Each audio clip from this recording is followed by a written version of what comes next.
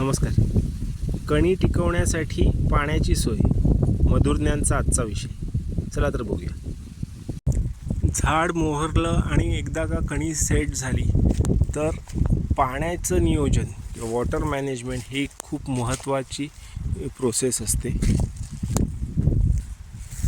तर इथे तुम्ही बघू शकता की आम्ही आमच्या झाडांना ही ड्रीप लाईन टाकलेली आहे. ड्रीप लाईनमधनं ह्या झाडांना पाणी हे दिलं जात असतं, पण फक्त ड्रीपनी पाणी देऊन ह्या कंडिशनला चालत नाही.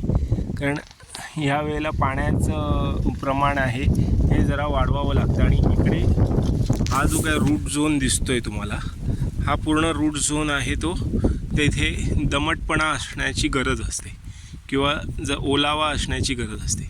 तर मग अशा वेळेला ह्या पूर्ण एरियामध्ये आपल्याला पाईपानी पाणी द्यायची गरज असते.